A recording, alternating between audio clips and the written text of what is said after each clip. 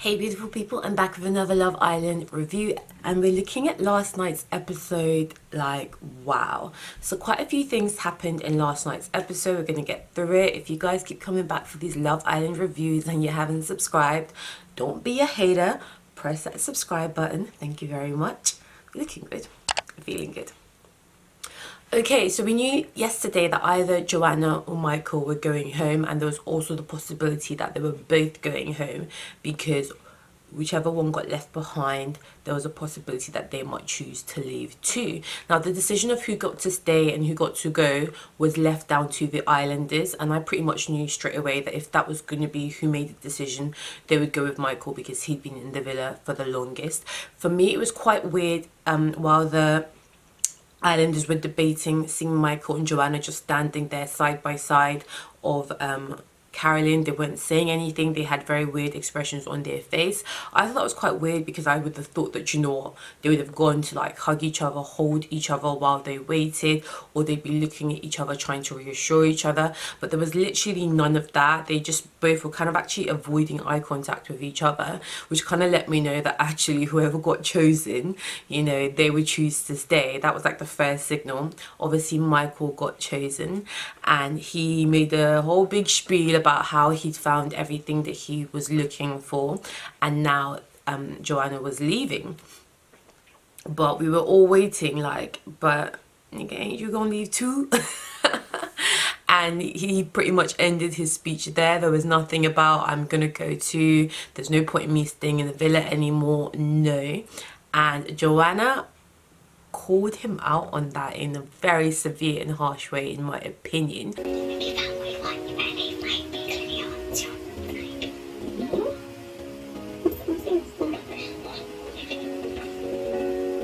She was like, if you found everything, she literally grabbed him by the face, if you found everything that you want, then you should leave, you know, but you're not because you're a fucking snake. I was like, wow. I actually went back and I replayed it. I was like, nah, this girl, did she just really come for him like that? And obviously he was like, what? And got really defensive and seemed quite hurt by her comment, which, to be honest, I don't really feel like she had any right to say, because Joe and Lucy were quite a serious thing. When Joe left, Lucy didn't go. Danny and Arabella, upon all their 5G, 10G connection, when Arabella left, Danny didn't go. You know, so to her to expect Michael to go, just because she's now going, I thought, you should expect it, but if they don't go, you don't really have a right to be that vicious and that, you know, about it. You know, she should have definitely taken the high road, and for me, it just showed a lack of class, and I'm sure she regrets it.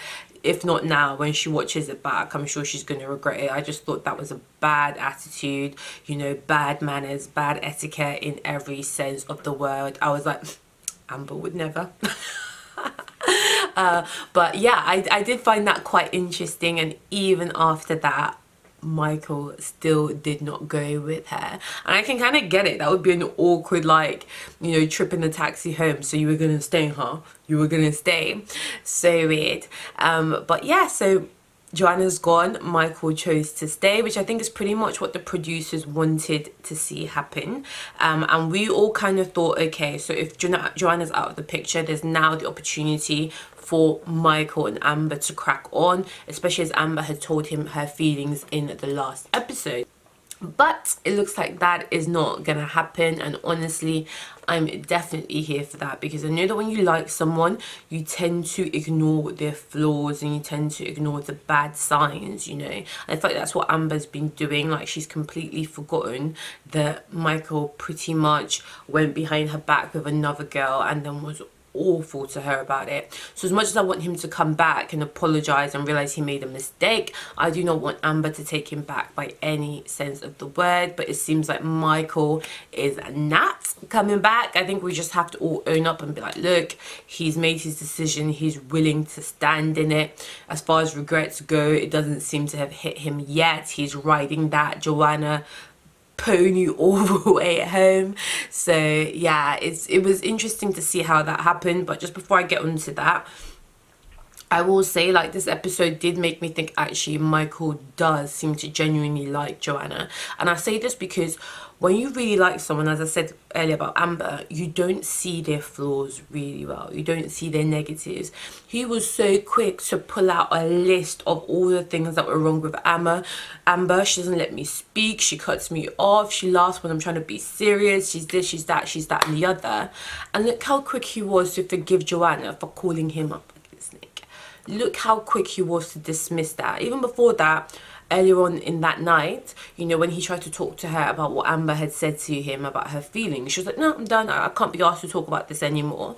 I'm like, but if Amber had tried the exact same thing, you would have read her for filth, you would have blamed everything on her.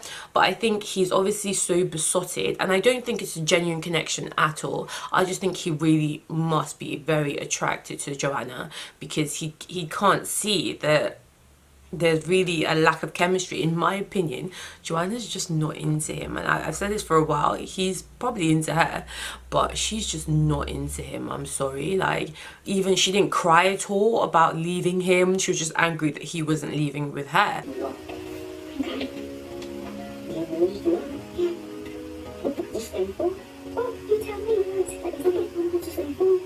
She didn't seem that upset about him. She seemed more upset about Belle. Like, she's just not that into him. She never kissed him. She never cuddled him. The romance, there was no chemistry. Everybody could see it. It still is what it is. There's no chemistry the way there was before. But he clearly does like the girl. It seems very surface level because they don't really seem to have a genuine connection. But hey, when he finally realizes that, that's on him, because I have a feeling Joanna is gonna show him a rough time, you know. So he's obviously made a decision, and he's hoping that when he gets out in 2 weeks, Joanna's still going to be there waiting for him. I think with the way Love Island works, and they know they're more likely to get sponsorships and get famous if they stay in their couple for at least a few months, they will kind of make things work just for that. But long term, do I see that going anywhere? No. Amber done is dead out here. It's a dead thing. Please stop. We also saw Michael pulling Amber for a chat, and I just thought the way he handled it was just...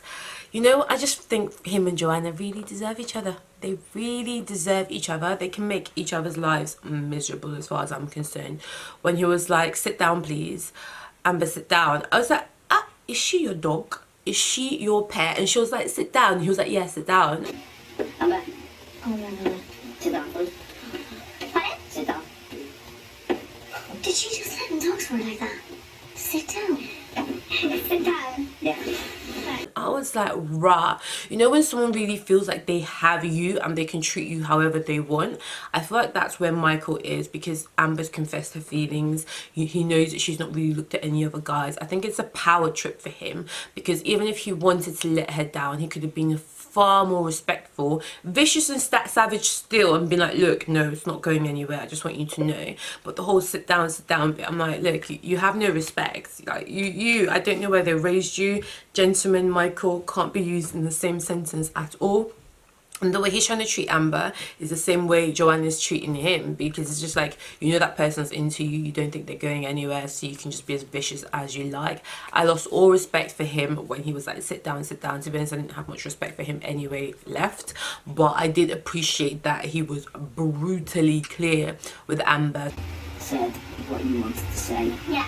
But like, I just wanted to like finally make it clear it was good. Like, I appreciate it. And you said, but like, I am still ultimately in the same place where I do want to get to know Joanna, and like, things are going really well there. Yeah. I know that she's done, but like, yeah, that's ultimately where I'm heading. Hopefully now she can get it out of her head.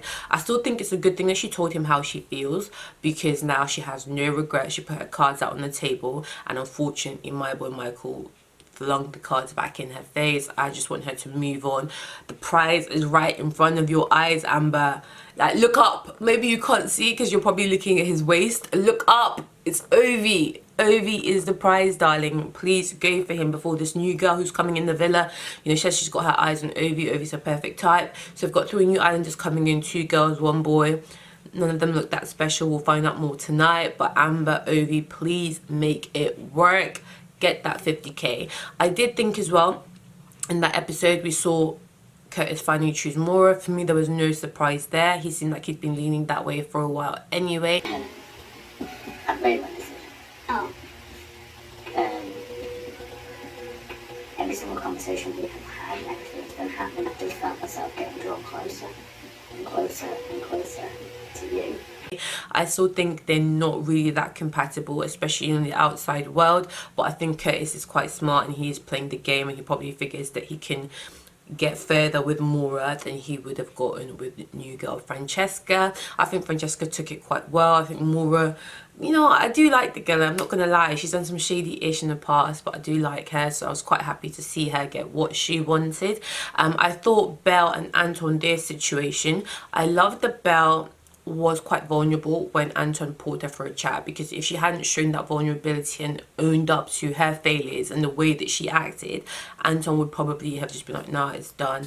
You know, she had a point, he had a point, but I think there's a certain point in a relationship where you have to be like, look, you can't be rah rah rah, fight fight fight, even when you have a point. And I think sometimes I put up a wall and I kick and scream and I shout because I don't want anyone to be in. I don't want anyone to know how I feel. I don't want anyone to let me in.